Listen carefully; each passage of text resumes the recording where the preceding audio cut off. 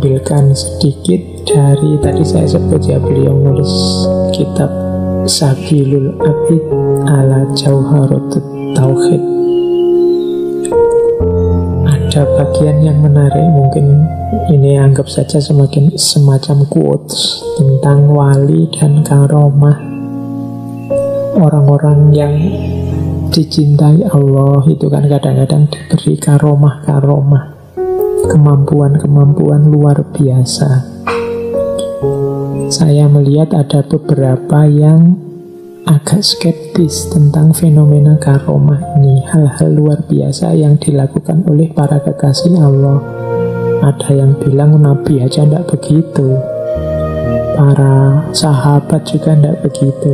Nah, dalam Sabilul Abid ini Kiai Soleh menjelaskan kenapa zaman akhir para wali banyak kelihatan karomahnya, dan kenapa zaman sahabat dan tabi'in tidak seperti itu.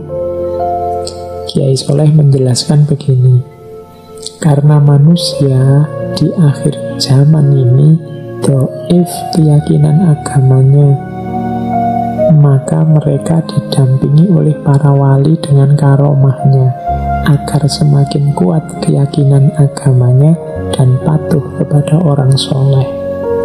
Semoga dengan demikian generasi zaman akhir tidak mudah menghina para orang-orang soleh, berbeda dengan orang-orang zaman al-awwalin, periode sahabat dan tabi'in, yang dalam hidupnya masih sangat kuat keyakinannya kepada orang-orang soleh, sehingga karomah para wali tidak terlalu penting diperlihatkan. Apalagi zaman sahabat, di mana Rasulullah masih hidup bersama mereka.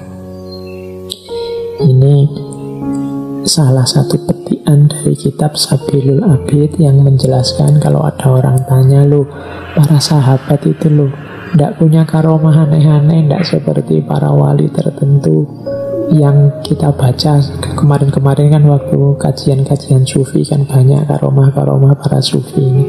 Kiai Soleh juga dikenal banyak cerita-cerita karomah tentang beliau. Suatu ketika beliau itu pernah jalan kaki menuju Semarang, tiba-tiba ada Belanda bawa mobil lewat, nyalip beliau.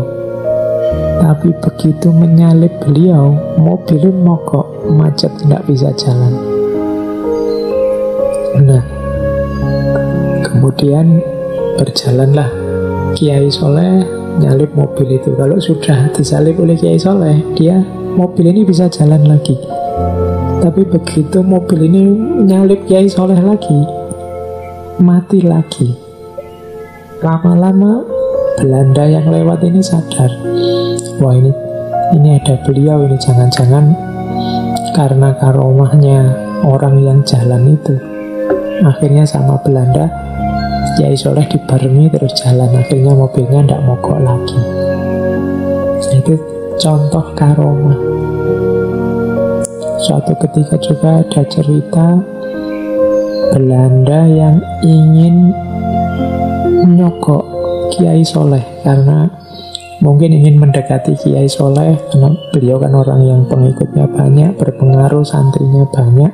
Jadi Belanda ini membawa uang banyak kepada Kiai Soleh biar Kiai Soleh mau kompromi dengan Belanda. Wah, waktu tiba-tiba para Belanda ini mengeluarkan uangnya, Kiai Soleh terus marah. Terus dia mengambil sebongkah batu di hadapan orang-orang Belanda itu. Begitu batu itu diambil, ceritanya berubah menjadi emas. Nah, orang Belanda itu terus menjadi tidak berani lagi untuk menyogok Kiai Soleh. Ya, meskipun ceritanya setelah memperlihatkan karomah ini, Kiai Soleh juga menyesal. Beliau sering menangis kalau mengingat cerita-cerita yang semacam ini. Tapi ini menunjukkan bahwa ya memang kadang-kadang Allah memberikan karomah pada orang-orang yang dicintai, pada para wali. Kenapa sih kalau di akhir zaman kadang-kadang malah lebih banyak cerita semacam itu dibandingkan zaman sahabat apa tabiin dulu?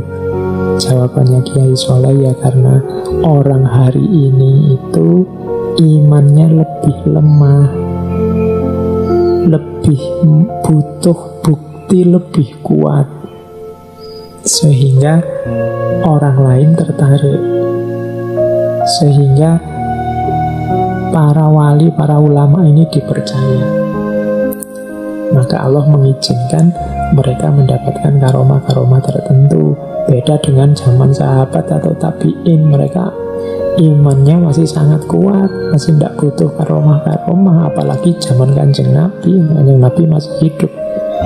Meskipun ada beberapa mukjizat Kanjeng Nabi, tapi kan tidak, kalau versinya di kitab Sabilul Abid, tidak sebanyak belakangan ini ada macam-macam karomah-karomah. Itu bukan karena para walinya, tapi mempertimbangkan kelemahan keimanan kita yang menuntut bukti macam-macam.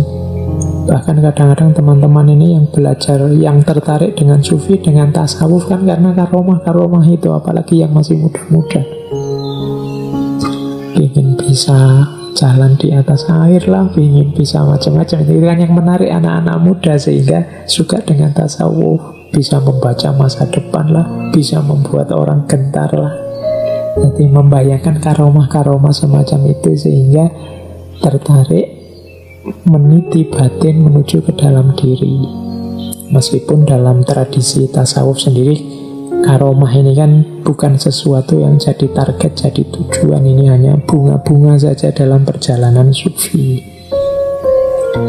Oke, saya kira itu ya teman-teman, sedikit gambaran tentang gagasan-gagasan Kiai Soleh Darat As-Samarani. Monggo yang tertarik untuk belajar lebih dalam. Kelihatannya kalau hari ini buku-bukunya sudah banyak yang diterjemah, banyak yang sudah ditranslate dalam tulisan Latin, tidak lagi pegon.